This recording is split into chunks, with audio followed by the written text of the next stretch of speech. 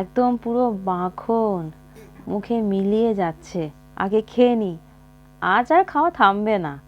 দারুণ হয়েছে। উফ, কি যে ভালো হয়েছে, মুখে বলবো না হাতে দেখাবো বুঝে পাচ্ছি না। তাই রান্না দেখাবার আগে খেয়েই দেখিয়ে দিলাম। হাই ফ্রেন্ডস, আজকে লোভনীয়ভাবে কি খাচ্ছিলাম বলো তো? আমার হাতে পনির আছে। আজকে পনিরের দো পেঁয়াজা রান্না করছি। সবার প্রথমে হাতে তালি মেরে হ্যাপি বার্থডে করে 250 গ্রাম পনিরে ছোট ছোট কিউব কেটে নিলাম। আর রান্না করতে লাগছে ছোট বড় মিলিয়ে 3টে পেঁয়াজ, একটা বড় টমেটো, 2টো কাঁচা লঙ্কা, এক টুকরো ছোট আদা আর এক মুঠো রসুন। এগুলো সব পেস্ট করতে হবে।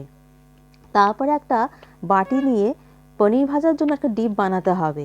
তার জন্য লাগছে 2 চামচ কর্নফ্লাওয়ার, স্বাদ অনুযায়ী নুন, চিনি আর একটা গোটা ডিম দিয়ে বেশ ভালো করে ফেটিয়ে আলাদা করে রাখবো।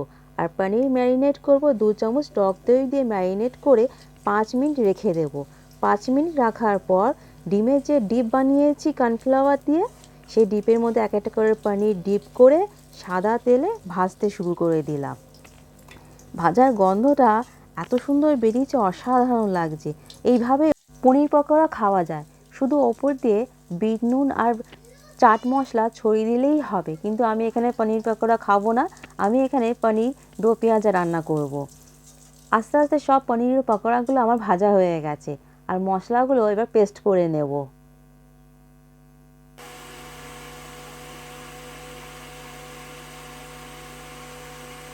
আজ একটু তেল বেশিই নিলাম। সাদা তেল গরম করে 1 চামচ ঘি, গোটা গরম মশলা ফোড়ন দিয়ে পেস্ট করে রাখা পেঁয়াজ ঢেলে দিলাম। এরপর বেশ ভালো করে নেড়েচেড়ে নেব। স্বাদ মতো নুন চিনি মিশিয়ে পেঁয়াজের কাঁচা গন্ধ যখন চলে যাবে, তখন বেটে রাখা আদা রসুন কাঁচা লঙ্কার পেস্ট দিয়ে বেশ ভালো করে কষে নেব। কষতে কষতে যখন মশলার রং চেঞ্জ হতে শুরু করবে, তখন 1 চামচ কাশ্মীরি লঙ্কার গুঁড়ো আর বেটে রাখা টমেটো বাটা দিয়ে বেশ ভালো করে নেড়েচেড়ে নেব। যখন টমেটো পেস্ট বেশ ভালো করে মশলার সঙ্গে মিশে যাবে, তখন বড় চামচের 2 চামচ টক দই ফেটিয়ে দিয়ে দিলাম। বেশ আরও একবার ভালো করে মশলার সঙ্গে মিশিয়ে নিলাম। মশলা কষতে কষতে যখন মশলা দলা পাকিয়ে যাবে, তখন বাটি ধোয়া মশলার জল আর পরিমাপ মতো জল দেবো গ্রেভির জন্য। গ্রেভি ফুটে উঠলে ভেজে রাখা পনির পকোড়া ঢেলে দিলাম। 5 মিনিট গ্রেভির মধ্যে ফুটিয়ে নেব। নামাবার আগে ঘি ছড়িয়ে দিলাম। দাঁড়াও দাঁড়াও, এখনও রান্না কমপ্লিট হয়নি, এখনও যে বেরেস্তা ছড়ায়নি। এইবার পনিরের ওপর বেরেস্তা ছড়িয়ে দিলে তৈরি হয়ে গেল আজকের বাড়িতে বানানো রেসিপি পনির দো পেঁয়াজা। তাহলে দেখলে তো কীভাবে পনির দো পেঁয়াজা বানালাম, অসাধারণ হয়েছে। যখন মুখে দিলাম না, পুরো মুখের ভেতরটা মিলিয়ে গেল পনির। আর টেস্টও খুব অসাধারণ হয়েছে, দারুণ হয়েছে।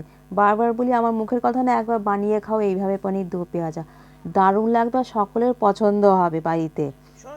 কেমন হয়েছে রান্নাটা কমেন্ট করে জানাবে। আজকের রেসিপি পনির দো পেঁয়াজা লাইক অ্যান্ড শেয়ার করবে। সুস্থ থেকো, ভালো থেকো, টাটা।